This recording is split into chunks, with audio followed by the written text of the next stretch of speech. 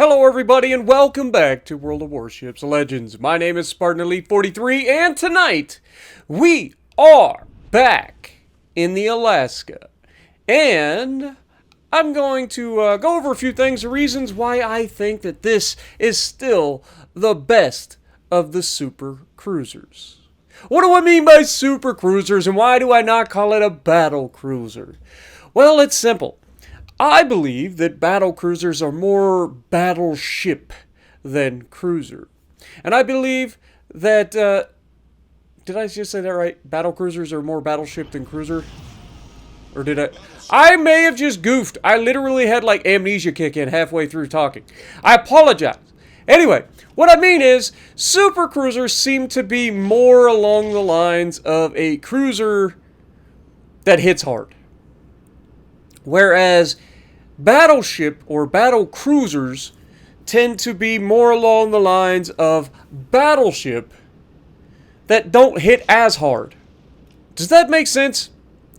I know it's hard to explain like right off the top of my head, but like when I look at like the Alaska, the Stalingrad, some of the others like I think Brindisi is another one, the Azuma, all these super cruisers have something in common, and that is that they hit very, very hard for a cruiser.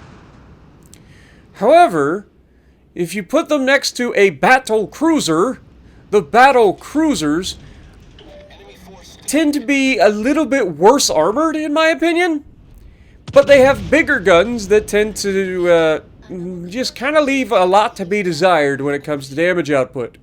This is not a problem that you have with the supercruisers. Why is that? Because the supercruisers have the reload advantage, which makes them more along the lines of a cruiser than a battleship. Okay? Now, in this particular ship, I love the Alaska. Always have. I've always said the Alaska is extremely powerful. I think that they keep buffing it, and then they overbuffed it, and then they re-nerfed it, and then they rebuffed it. I don't know what they want to do. They don't know what they want to do. But one thing is for certain. The Alaska has always been extremely powerful, and will continue to be extremely powerful. Now here, we're being extremely passive early on, because I expect fully that these guys are going to target me. It's been pretty obvious up to this point, so we're just trying to make sure that we are okay for the moment. But look at the accuracy that you get out of the Alaska. It's not the craziest accuracy you're ever going to see, but it's accurate enough. And if given a broadside target, it doesn't matter if it's a battleship, a cruiser, a destroyer, this thing will absolutely make you pay. Okay? The Alaska has always been that way. Whereas other battle cruisers just tend to like if you think about battle cruisers, they tend to be a little bit more passive because they don't have the overall like maneuverability and mobility and concealment that you get out of the super cruisers. The super cruisers have that cruiser dynamic, whereas the battle cruisers tend to be more battleshipy. It's very difficult. There's a lot of nuance that I'm talking about, I know. But what we do next is going to showcase exactly what I'm talking about. Now, obviously, we're detected. We know there's a destroyer right here in the Charlie Cap.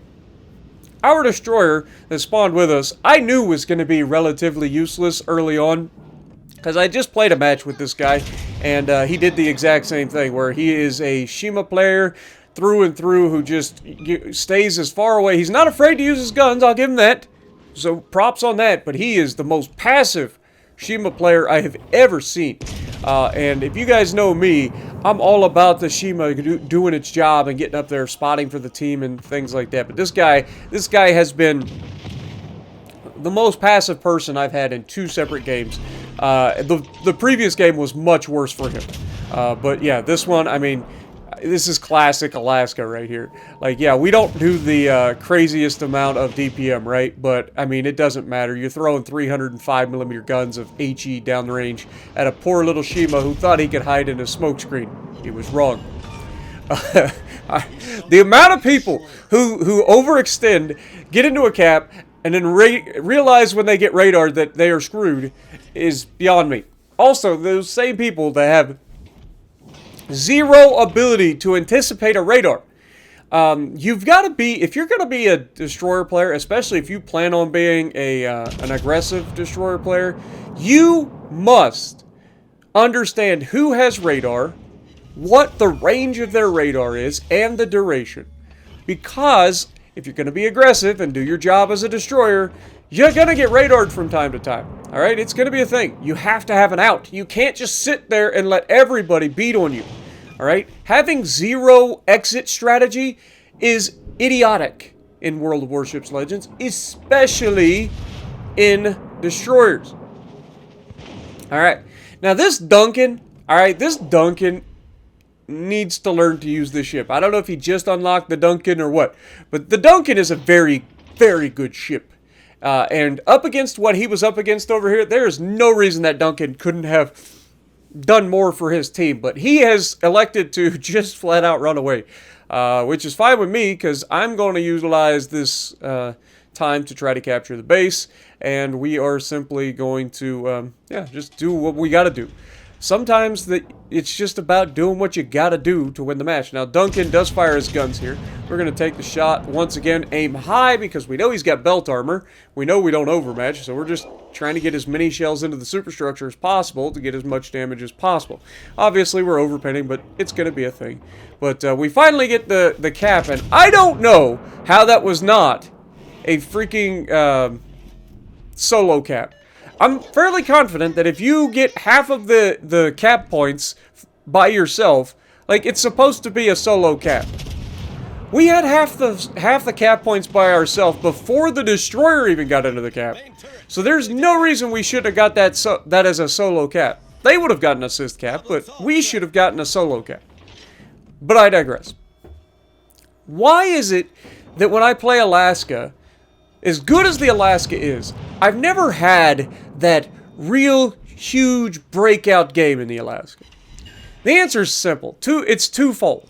One, it doesn't have the DPM that some other cruisers have. So getting those 200,000+ damage games are just few and far between with this ship.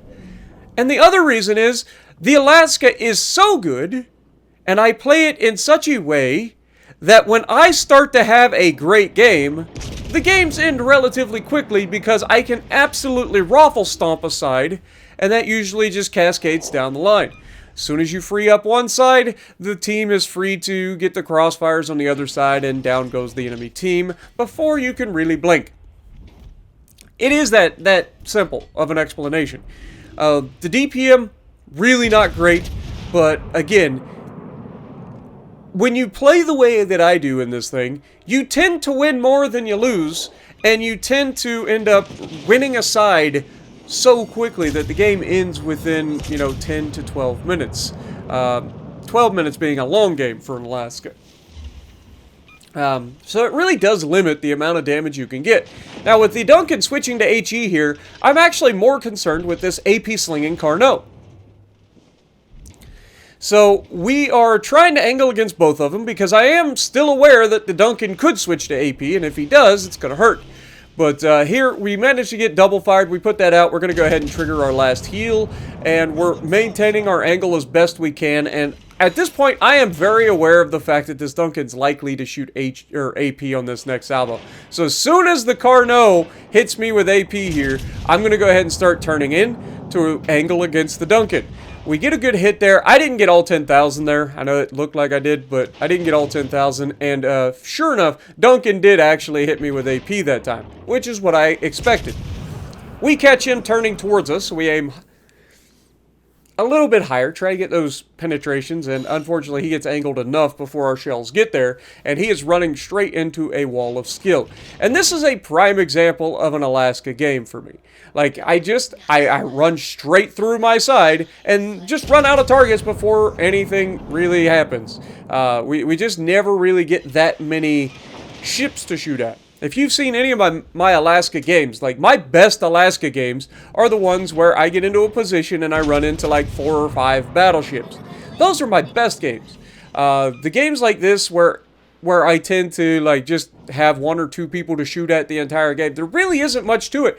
It's just a raffle stomp. I win my side, I kill the destroyer, I grab the base, I move forward, I deal with what we got to deal with.